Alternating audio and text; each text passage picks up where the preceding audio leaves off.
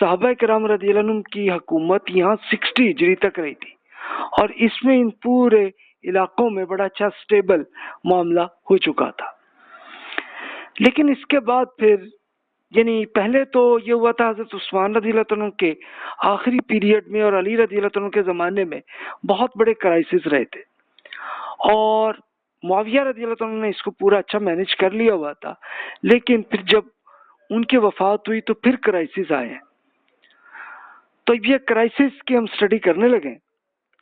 اچھا، اب کرائسس کا یہ میں آپ سے عرض کر چکا کہ اس کی ریزن بیسیکلی یہ تھی کہ اتنا بڑا ایریا جو آج کل کے کئی ممالک ہیں وہ سارے یہاں تک کی حکومت آ گئی تھی، اور سوڈان کا بڑا حصہ بھی آ گیا ہوا۔ تو اس میں اب یہ کرائسس تو ظاہر رہے گا کہ بہت سے ایسے گروپس ان مختلف ایریاز میں بنے کہ جو چاہتے تھے کہ وہ اپنی حکومت بنائے، اور یہ آج کل بھی ایسے ہی ہے کہ کسی بھی ایریے میں یہ ہوتی رہتی ہے اس کا معاملہ۔ لیکن اب یہ خاص طور پہ عراق کے ایریے میں بڑا معاملہ ہے، اور پورے عرب میں۔ یعنی اب معاملہ کیا ہوا تھا؟ معاملہ یہ ہوا تھا کہ حضرت معاویہ رضی اللہ عنہ نے اپنی زندگی میں یہ فیل کیا کہ بھی اس کے بعد دوبارہ یہ کرائسس نہ آئے، تو انہوں نے یہ دیکھا تھا کہ یہ پورا شام اور ایجپٹ کے پورے ایریے میں ایک ملٹری بہت اچھی اسٹیبلش ہو گئی تھی، نیوی بہت اچھی بنا دی گئی تھی، تو اب یہ لوگ پورے ایریا کو مینج کر لیں گے۔ اور اس کے لیے ان کو یہ پتا تھا کہ یہ پوری جاہلیت کے اپنے اپنے قبیلے کے ساتھ ایک بڑی عقیدت وہ سب میں بن گئی ہوئی تھی، اور میجورٹی کا معاملہ یہ تھا کہ اب یہ بنو امیہ یہ قریش قبیلے کا ایک حصہ تھا، لیکن اب یہ خود بنو امیہ بھی ایک پورا قبیلہ بن چکا تھا، تو اب یہ اسی پہ سارے مینج کر سکتے ہیں۔ اس کے علاوہ کسی اور کو بھی دیں تو پھر یہ لڑائی جھگڑے چلیں گے۔ تو انہوں نے پورے گورنرز جو مختلف ایریاز کے تھے اور جتنے بھی لوگ پولیٹیکل معاملات میں ایکٹیو تھے ان سب سے یہ مشورہ لیا، ان سے پوچھا گیا، تو سب نے یہی سچویشن بتائی، سوائے چند لوگوں کے سب نے یہی کیا کہ ہاں جی بنو امیہ ہی کو حکومت اب دے دیجئے تاکہ یہ پورا کرائسس کا سلسلہ نہ ہو۔ تو اب ظاہر اجتہاد تھا، اور یہ اجتہاد معاویہ رضی اللہ عنہ نے بھی کیا اور لوگوں کی میجورٹی نے بھی کیا، کچھ لوگوں نے اختلاف بھی کیا، لیکن میجورٹی کا یہی تھا۔ تو انہوں نے پھر یہی طے کر لیا کہ بھی اس میں بنو امیہ کے لوگوں میں سے سب سے اچھی صلاحیت ان کے بیٹے یزید کو ہے، تو یزید جو ہے وہ مینج کر لیں گے۔ اور یزید کو ٹریننگ بھی ہو چکی ہوئی تھی پہلے، اور اس سے پہلے یہ قسطنطنیہ جو آج کل استنبول ہے اس پر بھی ایک بڑا لشکر وہ لے جا کے اور اس کا ایکسپیرینس لے چکے ہوئے تھے۔ تب سچویشن تھی، تب ہوا یہ کہ انفارچونیٹلی جب جیسے ہی معاویہ رضی اللہ عنہ فوت ہوئے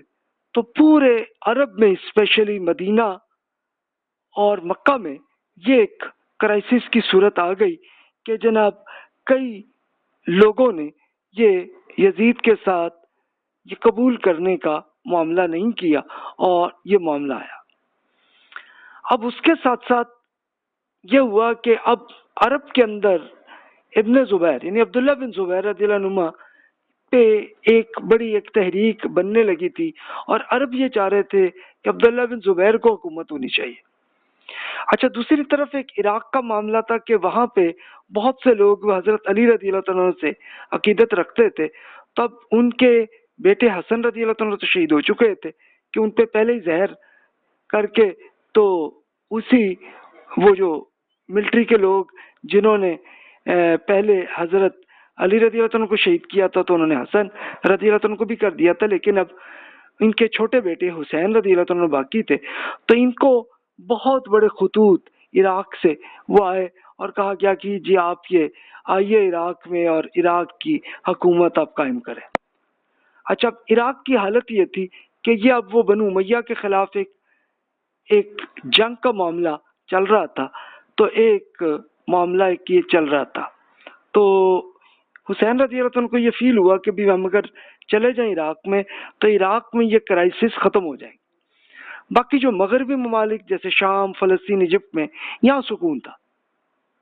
تو چلیں یہ معاملہ ہوا، تب ہم اسپیشلی پہلا فوکس ہم کرتے ہیں سانحہ کربلا کا۔ اب ہوا کیا تھا کہ حسین رضی اللہ عنہ نے یزید سے بیعت نہیں کی تھی، تو انہوں نے ابھی ایکسیپٹ نہیں کیا تھا کہ بھی میں ان کی حکومت کو قبول کروں۔ تو انہوں نے مدینہ منورہ میں تھے، وہاں کے گورنر نے ان کو کہا کہ جی آپ یہ بیعت کریں۔ انہوں نے کہا اچھا۔ انہوں نے ابھی انکار تو نہیں کیا، لیکن پھر وہ چھوڑ کے مکہ مکرمہ میں چلے گئے۔ مکہ مکرمہ میں کچھ عرصہ رہے تو پھر یہ بہت سے خطوط عراق کی طرف سے آئے، تو انہوں نے یہی لگا کہ بھی اب ان کو لگتا یہی ہے کہ حسین رضی اللہ عنہ کو حکومت پہ قبضہ کرنے کا کوئی نہیں تھا، بلکہ وہ چاہتے تھے کہ عراق میں اب یہ جو انتشار کی جیسی یہ معاملہ چلنے لگا ہے اور ایک یہ معاملہ اس کو ہم کسی طرح سے مینج کر لوں جا کے، تاکہ اب یہ سکون اور امن وہاں پہ رہے۔ تو آپ اپنی فیملی کے ساتھ عراق کی طرف جانے لگے۔ تو اس وقت حسین رضی اللہ عنہ کے اپنے کزن عبداللہ بن عباس رضی اللہ عنہ نے ان کو روکا، اور یہاں تک کہ ان کے اونٹ کی رسی کو پکڑ کے کہا کہ بیٹا تم نہ جاؤ ادھر، کیونکہ اب یہ ذرا علی رضی اللہ عنہ کے کزن تھے عبداللہ بن عباس رضی اللہ عنہ، تو وہ ان کو لگ رہا تھا کہ عراق میں یہ انتشار رہے گا اور فیملی کے ساتھ جا رہے ہیں تو یہاں بڑا مسئلہ ہوگا،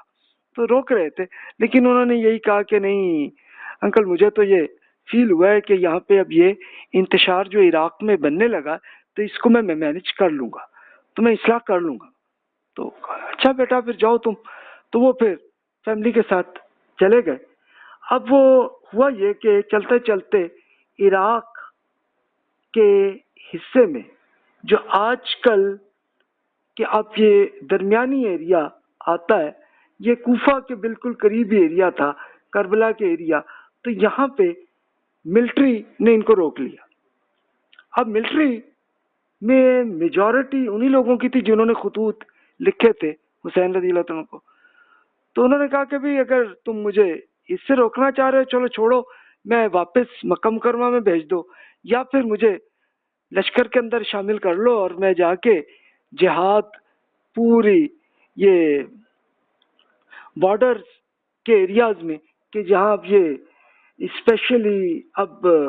زیادہ ایک جہاد کا معاملہ ترکی میں چل رہا تھا، میں وہاں چلا جاتا ہوں، یہ کرتا ہوں، یا پھر اب مجھے چھوڑو کہ میں یزید کے جا کے مل لوں، بات چیت کر لوں ان سے۔ تو یہ ایک معاملہ تھا، اور بعض روایات میں یہ بھی آتا ہے کہ حسین رضی اللہ عنہ نے یہی کیا تھا کہ بھی ٹھیک ہے، بھی اب یزید کا معاملہ سٹیبل ہو گیا تو ٹھیک ہے کہ میں ان سے بیعت بھی کر لوں، میں چلا جاتا ہوں۔ تو اب یہی معاملہ تھا، تو حسین رضی اللہ عنہ نے ایک یہ معاملہ بھی یہ بھی کیا کہ انہی ملٹری کے بہت سے لوگوں نے جن کو خطوط لکھے تھے، انہوں نے ایک پوری ایک بوری رکھی ہوئی تھی، اس میں سے یہ خطوط بھی دکھائے کہ بھی آپ لوگوں نے تو مجھے بلایا تھا۔ تو اب اس ملٹری کو وہ لوگ کہ جو ایک یہ کرنا چاہ رہے تھے کہ ایک اپنا انقلاب کرنا چاہ رہے تھے، انہوں نے کہا کہ یار یہ تو الٹا معاملہ چل رہا ہے کہ اب یہ حسین رضی اللہ عنہ تو یہ کریں گے کہ یہ ہمارے خطوط سے آ کے یزید کو دے دیں گے تو پھر یہ پورے ہمیں مار دیں گے۔ اچھا، وہ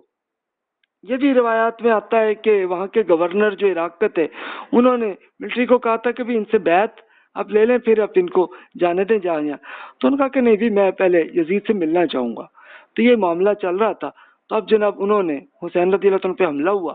اب آپ کی جو فیملی کے آپ کے کزن تھے، آپ کے کچھ اپنے بھتیجے تھے، وہ لوگ تھے، انہوں نے جناب وہ شروع کر دی۔ اب خیر جنگ ہوئی، کچھ ایک آدھ گھنٹے کا ہی معاملہ ہوا، اور اس میں حسین رضی اللہ عنہ بھی شہید ہوئے۔ اسی کو سانحہ کربلا کہا جاتا ہے۔ اچھا، ہوا یہ کہ خیر ان کو یہ خیال آ گیا کہ صرف حسین رضی اللہ عنہ کے ایک بیٹا زین العابدین رحمۃ اللہ علیہ، وہ ایک نوجوان لڑکے تھے، ان کو نہیں انہوں نے مارا تھا،